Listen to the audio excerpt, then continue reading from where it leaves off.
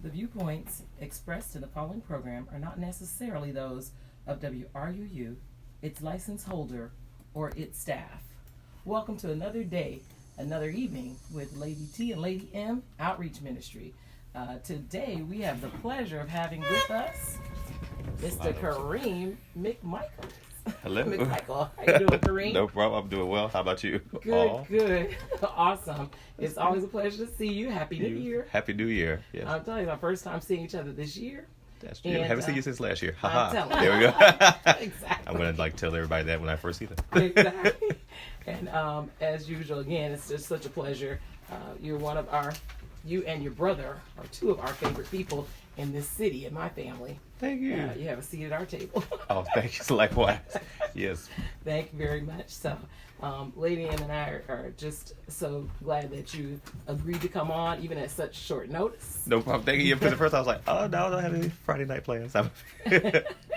We were going to spend our evening just kind of sharing New Year's resolutions with people and talking about last year a little bit, wrap up what went on last year and expectations of this year. But first, just introduce yourselves to our listening audience, Kareem. Sure. Tell them a little bit about who you are. All right. I am Kareem McMichael, like you all said, from Macon, Georgia, born and raised in Macon, Georgia. I guess from the community perspective, predominantly what I do or what I enjoy doing, and this is for fun, but it's cool to give back and like mentor people. But filmmaker, film producer, actor, I write, produce, direct. I serve on the Cultural Affairs Commission. I'm on the Regional Emmys, National Academy of Television Arts and Sciences Board. So, but I'm a very creative person. I think growing up as a kid, when my brother and I used to play, or even if he didn't play, I'd just go get my action figures and I would just create up a bunch of stuff. And I used to draw these silly comic books. So I've been writing and doing this type of stuff for a very long time. It's just now I'm at a point where definitely honing in on my skills, developing them better and continuing to grow. But watching other people grow around me. Like, that's the beautiful thing, too, is like having my students. Oh, well, I work at Savannah State. And in the journalism and communications. Let's just back up. I work at Savannah State, sure, yeah. And the journalism and communications department. So watching my students grow, some of the young kids that I've gotten to work with, even through Empire, when, helping groom and, watch them, it's like, that's pretty cool. Yeah. So most people don't know who Empire is, at least the listeners of our show possibly. Okay. Empire is, Gotcha. Empire Video is how we met. Yes. They were my daughters and their spouses and their video gaming center and hosting open mic nights and various creative activities. And you and coming in and your brother coming in together and doing some mentoring with the youth there that they would be working with. And, that's that background part. Now, you skipped over quickly about Savannah State. So what's your role there? Again, my role on paper. Okay, we'll start. My role on paper. It says online content manager, but I do a lot of things. I'm the co-advisor of the student newspaper. So with that, I help advise. Again, and my background is broadcast journalism. So the students, mostly I try to help on the television side, but I do know how to do print journalism as well. So teaching them how to write for the newspaper, how to produce web content, and how to produce news broadcast. I'm the co-director. Well, no, actually, I'm the director of the SSU Indie Film Festival. Too many things. But Professor Haynes at Savannah State and I, we created the SSU Indie Film Festival to give our students there this platform to showcase their films, because in the city and in this region, Savannah State students just didn't have that platform. And then we want to give people of color a platform too, typically with other competing entities in the city. Sometimes certain other people don't get there. So we really want it. But then it's more than just showing their films too. When I used to be on the film commission, we have kind of built a partnership with them to get some of our students trained to go work on film sets. People from the film office will come in now too and talk to the students and different things. So there's that partnership. What else do I do? Those are the strongest factors. I'm sure there's some other things. If you ever come to campus and you visit the building that our department sit in, every graphic in that building, including the graphics for the College of Education, I produce those graphics. So any poster you see in the building, any just graphic design work, mostly. Okay, I'll say I produce 85% of it. 15% might have been like one other person, but the majority of it is mine. And it's beautiful. I've been there. For anybody who hasn't, you should pay a visit to your local university, Savannah State. Shout out. Thank you. Yeah, we do. We have a lot of programs. We really, I think that was the thing. Some people, when they go there, they're kind of surprised about like, this is what Savannah State has to offer. And then from the other side of that, where I think I've been like kind of huge in helping been one of the few people to bring Savannah State like back into the community, and other entities too that, again, are kind of siloed, or for some reason over the years, they just kind of get disconnected from the city. And it's like, there's so many resources here. But we also have a lot of resources at Savannah State too, and our students are awesome. I was a product of Savannah State. I graduated from there 10 years, well, I guess soon to be 11 years ago. It's 2020 now. So a long time ago. No, and it's true. Most people don't have a connection to the city. One of the reasons that we, agreed to the show is, your brother Kareem, he's like, you got Mama Empire, you got that voice. You could take a radio show.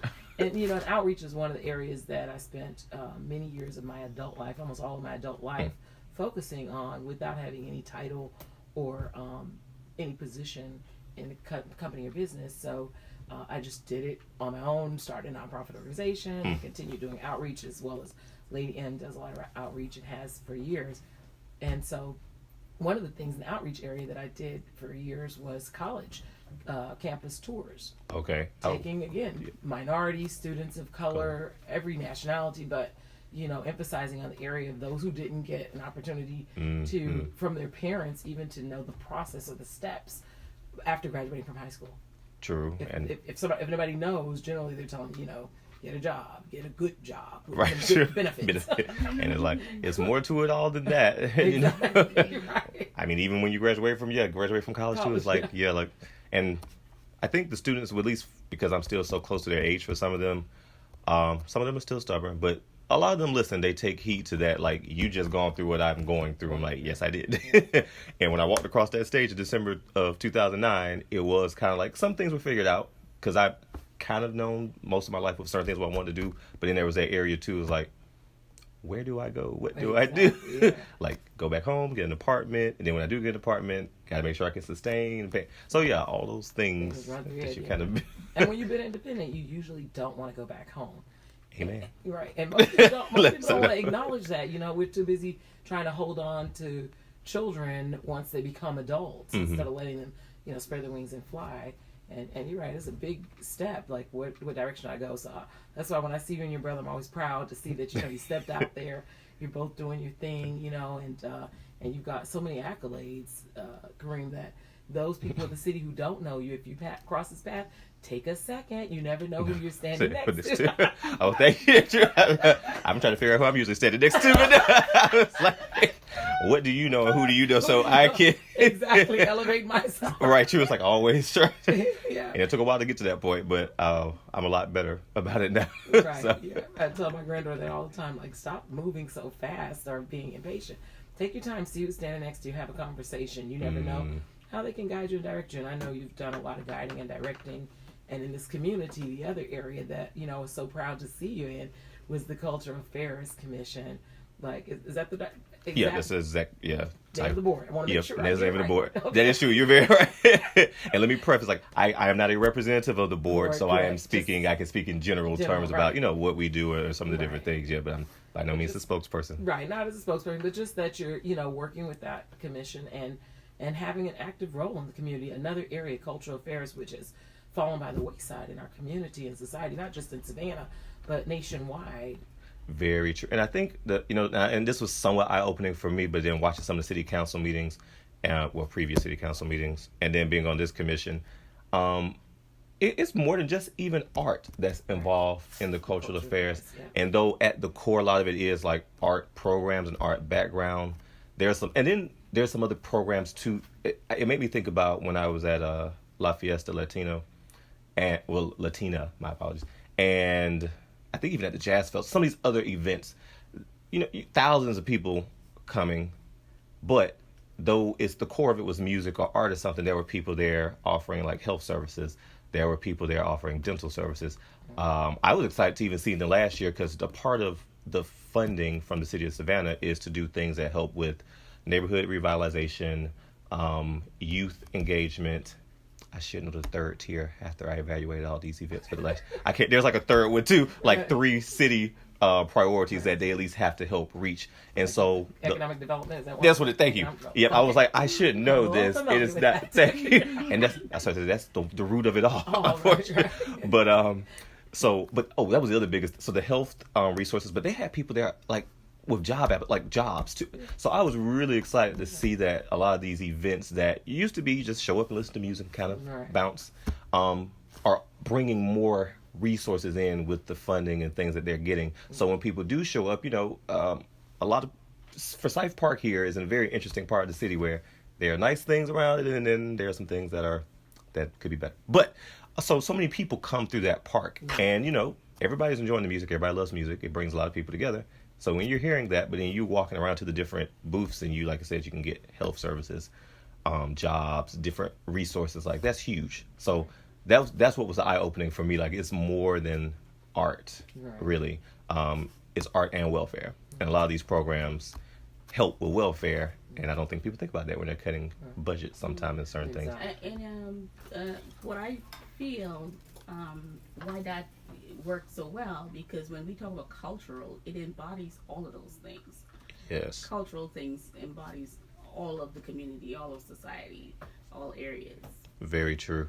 Yeah, and even if because I know money flows differently, I think depending on the council and the members who are at hand, finding ways to better flow the funding instead of like cutting it significantly, but.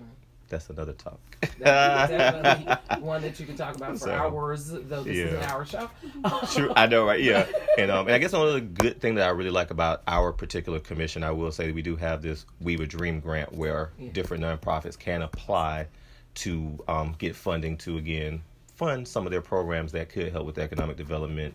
A lot of them are DEEP is a good example of some of the strong youth involvement ones. There's another one too. The Savannah Music Festival has a component too that's huge with elementary and middle school. So that's one thing too that I'm proud of. Yeah. Well, don't go over too fast for us. Let's let the listening audience know about Weave a Dream, because I think that's a great program. Most people, running nonprofits in the area, I wouldn't say that those who are aware and informed don't know about it. Mm-hmm. But there are many people who are not aware or informed of what's available. They want to give back. So they started a nonprofit. They just don't know where to go, and some would never think to go to the cultural affairs. And again, it is not just. We've had people. Again, like I said, at the core for some of it, it might be art, but again, a lot of people have educational components beyond just art involved in what they propose to do. So I think people from different communities should really actively look into it. And another thing too is, I know from what some people have said in the past too, the application process can be intimidating, and that's with a lot of things. But there's staff at the Cultural Affairs Commission who is there to help people through their process, and we've seen some people who submitted, and it was like, we're not saying that you can't still apply, but you need to correct these things and then submit the full application, and then we'll decide whether it's approved or not and how much you're approved for from what they're requesting. So it's not like you just cast your application to and people just kind of leave you out there to float and figure it out. But ask questions and be engaged with the person in the office, because they're really good at helping people through the process. We want people to get the money. We want people to get the funding. That's the thing. What's the time frame, Kareem, for the application process? Is it quarterly? Is it semi-annually? Last year, I believe it was, you had up until a point, if your event happened before a certain date in November. So the funds are just there, and I think it opened in March, and you had up until November. Our first meeting this year is not until January the 8th, so I really won't know what's going on until January the 8th. And with the predominantly new city council, again, I won't know what's going on. But but that's how it worked in the past. You had up until, and even if your event happened after, you could still apply and the funding would be allocated prior to. You just have to, right. Mm-hmm. Oh, that's awesome, yeah. Just awesome. So many things, so many, benefits to the city. Very, and it's true. The social, economic development as well as social welfare.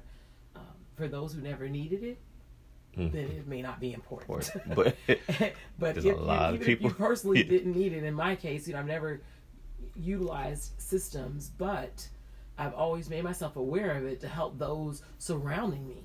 right, who crossed my path and may have needed some type of funding programs, whether it's for a corporation or individual programs. True, it gives them that boost, and that's the other thing too. Having that person who's that voice at the table to be able to like open the door, because sometimes it's like you said, people just don't know. Don't know, yeah. And so where you were more aware and kind of similar with, and so I've been telling more people like, hey, come on over, come over here. Exactly, yeah. I know my daughters fell in love with you through that process too. And then Deep, I have my own little connection with Deep with Laverne. Oh yeah, true, yeah. She's like 3-time Author. There you go. Yeah, true. Let me throw it out there for her. She acts shy. She can't tell everybody. But most, I don't even know if most of you even know what Deep is. So can you tell a little bit about that?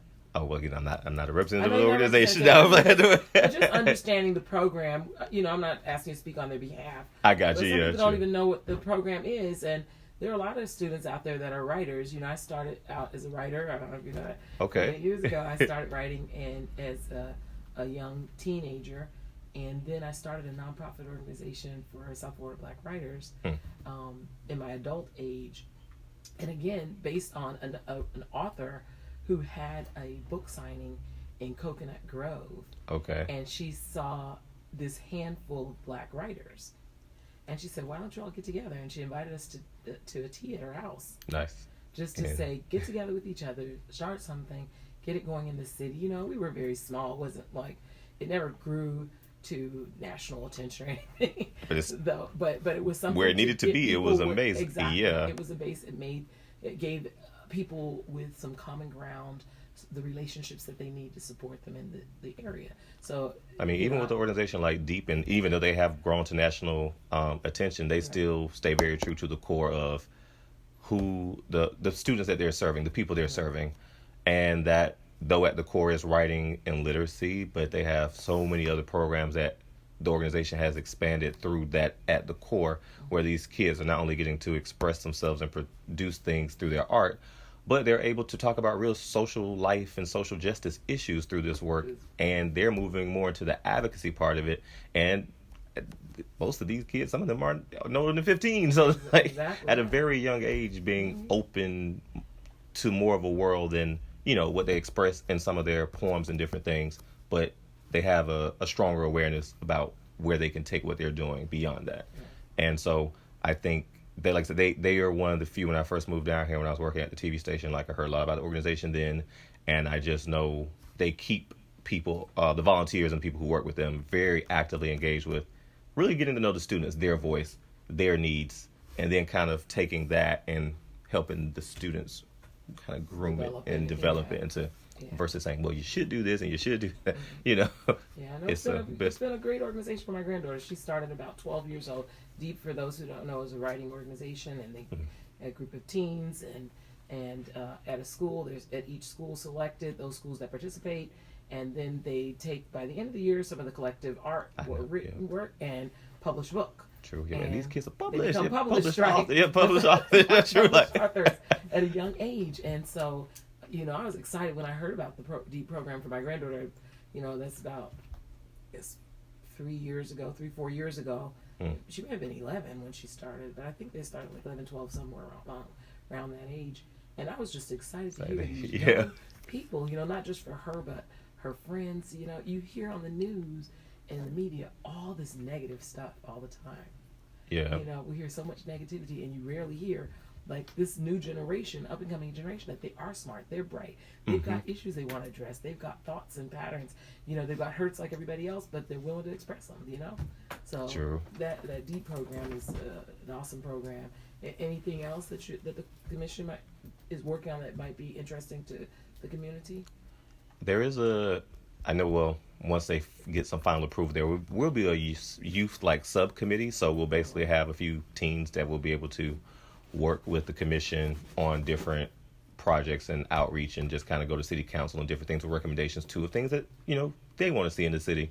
Yeah. So it's just not everything adults want. But and I know there's a public art subcommittee as well, but that is in conjunction. And then, like I said, with the new city council coming in, there's so many things that kind of but I'm sure in the next couple of months will be developed out.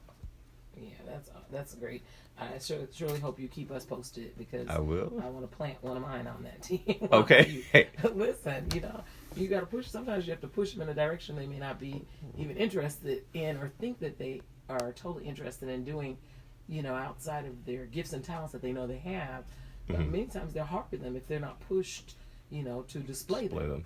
Sure. Yeah. So that's an awesome opportunity for the youth in our community. I'm certainly hoping that it's utilized well. Right, exactly. Well, not just there and not having enough participants like most programs and funding. True. Well, I think fortunately too, because of most of us, a good couple of us on the commission work in education and some other things. So hopefully we will not have a problem with some of our connections and resources, like you said, getting people students to apply, youth to apply, and actively engage with the commission. So I'm excited. I think that'd be really cool. Okay, we're going to have to take a quick station break. I can't believe almost a half hour on the hour. Really? Time to go back. Exactly. I said I knew having you on here, I was thinking, okay, let's at least have 10 things to talk about, but I know that we jive very well, and you have so much to offer. It's always great. For those of you who've just joined us, Lady T and Lady M Outreach Ministry, we're sitting with Kareem McMichael. We're going to take a quick station break. Please join us again. You do not want to miss the remainder of the show. Again, for joining us, Lady T and Lady M Outreach Ministry. Just going to share a quick song with you. One Dear to My Heart by B.B. Winans, Laughter Just Like a Medicine. If you have not laughed today, just laugh with them on the song and bring some joy to your heart. All right. Laughter is definitely good for the soul.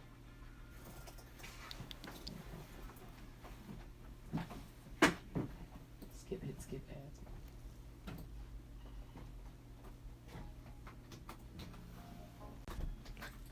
All right, Kareem, we're back on the air. All right. This is again Lady T and Lady M Outreach Ministry. You're joining us again on another Friday night, and we are meeting here with Kareem McMichael, filmmaker, film producer, Savannah State, member of the Cultural Affairs Commission, and the list can go on and on. Okay. And during our break, we could talk on and on. 30 minutes passed so fast that we didn't realize it was break for a minute. Lady MS was on track with the time. So we'll hopefully those of you who are joining us enjoy the rest of the show and go back and review the part that you missed if you did not join us before now. So let's talk about a little bit of your side of artistic, a little bit about the Kareem. Some projects you're working on, ongoing, upcoming. What's going on? So, well, in the current state, let's see. Karmac Productions, where are we at? Definitely doing a lot of documentary work. I somehow can't seem to leave it alone. Not that I'm trying to, right. But in the past, one of probably like the funnest documentaries I did back in 2013 was Road to Desegregation. And it was about the 50th anniversary of the March on Washington at the time. Say the name again, Road to Desegregation. Yes. And it's on YouTube. Surprisingly, if you Google it on YouTube, I think mine is the first video that pops up. Somehow it pops up first. Risen to the top. Yeah. So all these years later, since then, I've produced a couple other documentaries. And so one along the way that I produced was Feed the Hungry, which was about State Representative Carl Gilliard and his organization, about his family creating this organization when they had lost everything during the recession back in 2008, 2009. So one of the things with him, he wants me to help produce is this documentary about the original 33, which is going to be about the first 33 African Americans elected to the Georgia General Assembly after the Civil War. So late 1800s. And then unfortunately how most of them, because of the times, were, removed and lynched and a lot of other. So a historic piece that really kind of shows some time period in Georgia a little over 100 years ago. Another one I'm very excited about is I've been working with the artist named Sabri. She's Gullah, and producing pretty much a Gullah documentary and a series of different things about that. And I remember a few years back saying, I really want to do a documentary about this and just showcasing the culture. Well, not even showcasing, really telling the story of the culture, how the culture is connected to so many people. Right. Explain what Gullah is for those of our listeners who don't know.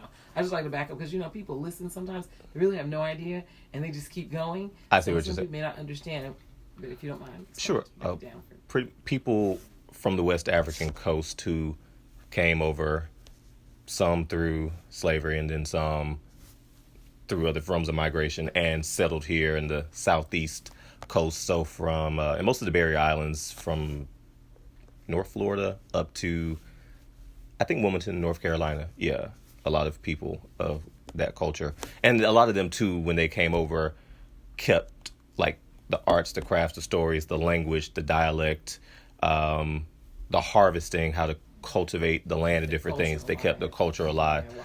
And while everybody else kind of have, lost or been distant from it along the way. Yeah. So telling that is really huge for me because I remember how they found me. And I was like, I don't know how they got in contact with me, but no, they ended up telling me how. I remember who referred me to them, and I'm glad they went with me to help them produce these videos. So I'm really excited to tell those stories. Then got a film festival, a few coming up this year already, so I'm excited about that for this film I did called MLK Junior Boulevard, which MLK Dream? Junior Boulevard, yeah. It was named that because the writer, I was just the director, but the writer, when you think about most MLK Junior Boulevards, it's very interesting that it is the black neighborhood, but most of them don't look very prosperous, unfortunately, Exactly. just for lack of, just going to say how it is. And so he really wanted to capture the essence of, you got this figure, this very high, powerful figure in black history. Right. That's a lot of streets are named after, but the backdrop of his street is this particular lifestyle. And so the lead character kind of navigates through that life of living there and dealing with the death of his father and some other things. So I'm really excited about that film because I went through a lot to get that film made. So definitely share that with us as it's coming along because, we want to, and don't ever, I don't care how big you get now, don't forget to make sure we get premiere. Okay, true. Actually, well, then while I'm here, there, I don't know where, but and I'm working on trying to do I don't know what I'm going to call it, but some screening for it. So in this screening, though, MLK Junior Boulevard will be shown again. I just need to figure out how to show. Well, it'll probably be shown somewhere downtown when I get the logistics finished with some people I'm talking to. But I'll let you all know. Most definitely, so we can bring you back on the exciting. Show. Oh, on MLK? No. MLK. Oh, what am I? Because I'm one of the people who have a big issue with exactly what this film is talking about and trying to showcase, because you have this great figure, and then when you see the streets almost from every state to state, it's all around the country. I'm usually not very pleased at all about it. Very. Since we've done, and I grew up, born and raised in Macon, and even in Macon, you can drive from one end of MLK to the other, and when you get to a certain end, that's not the downtown end, it just drops off. Right. And so, and I think Miami's the same way. I think it's everywhere. A lot of and I was thinking like that it's been identified as the poverty of the black society. This is probably gonna be a bad joke to say too. Well, no, I'm gonna tell it because my friend and I've joked with him about it, so it's not like I'm saying anything I haven't told him in particular. But when I went to, and I used to joke, in Statesboro, I was like, where are the black people in Statesboro? I did. Went to MLK Junior Boulevard. That's where they are. I was like, should have known to go there in Statesboro. But because just go. All I saw was Georgia Southern and certain things. Like I just didn't know. Right. And I knew there were black people there, but not still. A bad joke. It's just I was just like, he was like, and the last one I went up there last year was my first time going to that area. And I was like, aha, here is where our people. And the sad part is that somebody would say that that's wrong, but the reality is when you're a minority of any culture, you're looking for people of your culture. And sometimes of your own food. I like to visit black communities to find black soul foods, even though I don't eat a lot of things, but I still look for my culture too. Sure. To see people who look like you. If I'm traveling, when I was traveling with my children when they were younger, same thing. I wanted them to see people of our culture at every level. I didn't want them to just see poverty. Let me go take you over here because we don't live here. I wanted them to see that people live in different ways. Be grateful for where you are because somebody else did something to bring that change upon us. Right. So the story you're writing, or directing, is definitely a reality. Yeah, I hope we get to go in deeper on it one day. I really do. There were some restrictions on why we couldn't and it was a student project at SCAD too. Oh, okay. But the writer of it, he and I started on that journey with that movie way back in 2017, and all the I'm still not gonna say the word stuff that we went through. That place that's not heaven. Let me exactly say the place that's not heaven that we went through. Let me start to get that. So I know he still wants to expand on it. So hopefully, maybe in the future, with other like more proper people on the team too, we can tell it fully effectively. Because a lot of people will try to control your story and your narrative, and it's been there all along, but I've been dealing with that a lot more lately. Yeah. And there will come a time, you'll cross the right path, Kareem. I believe, we were at a Sunday night watch service, and we went to Tiana's church and at Rehoboth. And let me tell you something, the pastor hit it on the nail. This is a year of double portion.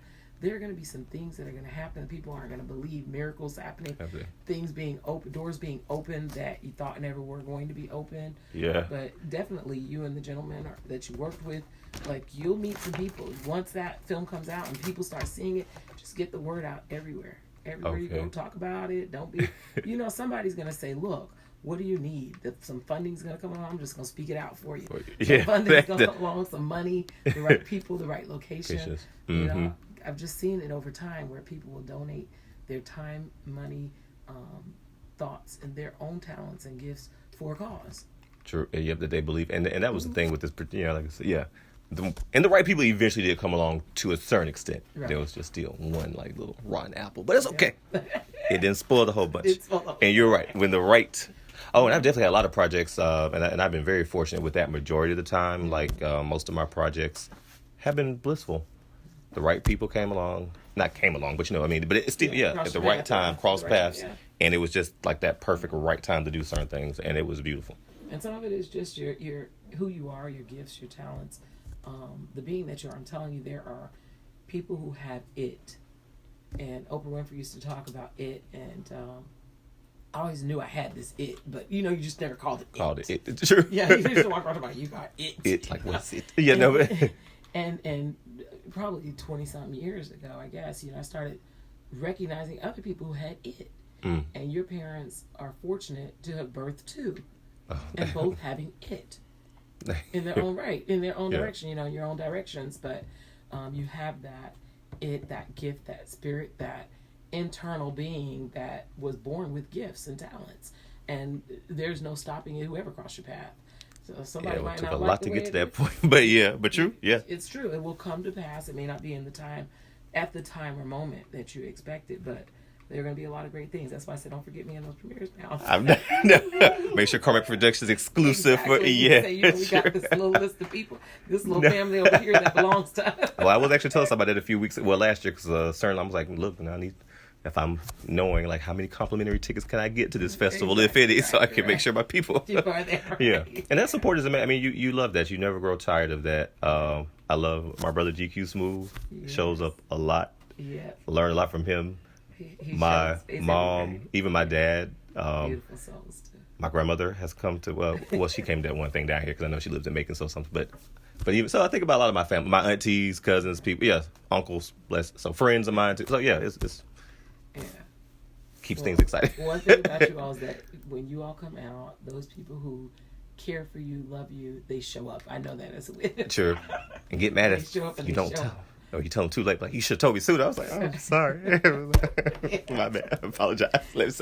And your mom and your dad, shout out to your mom. Give a shout out to your mom and dad. Yeah, I got to give a shout out to my mom and dad, Charlie and Annette, up there in Macon, Georgia. So, words can't even explain. Like I was saying, sometimes like you could just never even really fully express.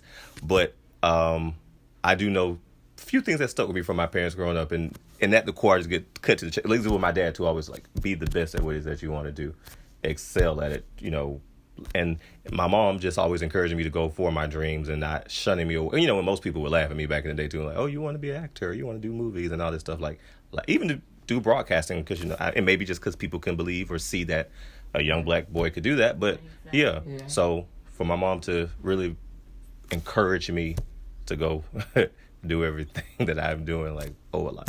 Yeah. Right.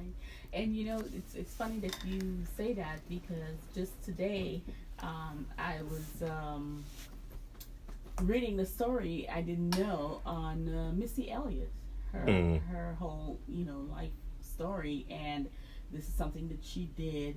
and told people in her, I want to say elementary school, even though life was as dull as it can be at home, but she had a dream. Yeah. And the reality is that most black people, if you're not introduced to it, and culture, I like to say minority because it's not just, black American cultures, various minority cultures, a lot of times don't see somebody that looks like them on the television, on the radio, on the news. They don't hear the voice, the sound of a voice on the radio, because sometimes on the radio we just don't sound like our ethnicity. So we have to tell people that we are. Yeah, I've certainly gotten confused on the phone. Right, exactly. On the phone. By being, and probably, like I said, if you just hear my voice, and people use, God. I mean, the stories I could tell about that part about it. Right.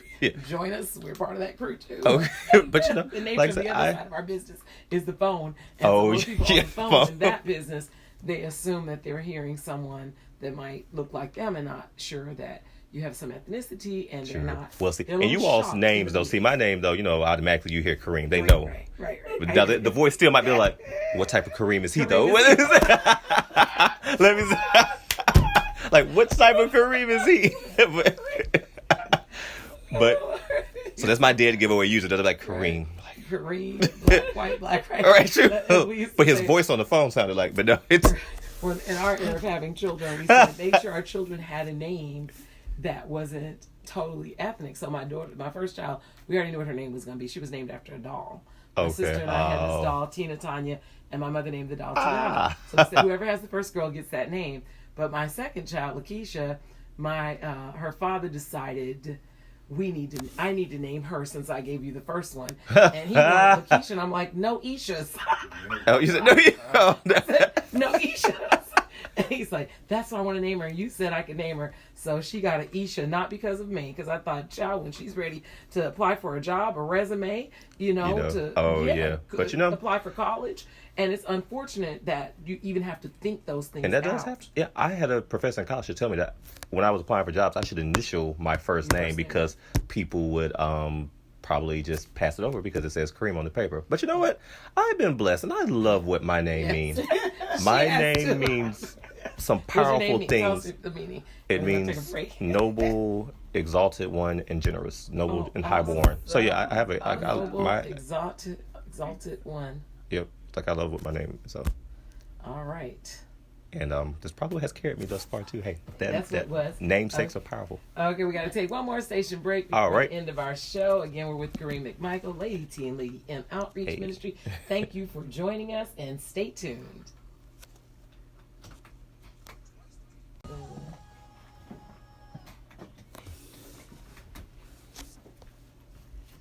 Go ahead. That was Waymaker by Sinach. One of my on my favorite list. Actually, my granddaughter Lanaya's favorite. Okay, see, inspiration. At 3 years old. Okay. Layla. Oh, Lord, I made Lanaya 3. Thank you guys. Listen, the McMichael brothers corrected me. Let me get it right. Layla, the 3-year-old. The baby. That's one of her favorite songs and has gotten to my favorite song list as well. So we're back again, Lady T and Lady M Outreach Ministry with Kareem McMichael. We've been enjoying this hour with him. Yes. And his brother in the background who's not talking. He's here. He's here. They kind of run in a pair and a pack. People think that. They probably have their own side thing. You all have your own little side stuff. They're like, where's your brother? I'm like, I don't know. They're like, you don't talk to him? No, I'm just so. But usually we're somewhere together, most of the time. Yep. But just in case of not, we're two separate people, and we're not twins. You got GQ Smooth and you got Karmac. One mostly do music and poetry, and the other one mostly do like movies. So I guess it's kind of like not too right. Yeah, still the same. Like, they kind of meet each other somewhere. Yes. So talk a little bit about, we only have a few minutes left, but tell us a little bit about some of your vision and impact, what your plans are, and impacts on the society that we're in. I mean, I know that you've done so much, and there's so much more in your short life, and so much more in the length of the longevity of your life. So tell us a little bit about what your vision is.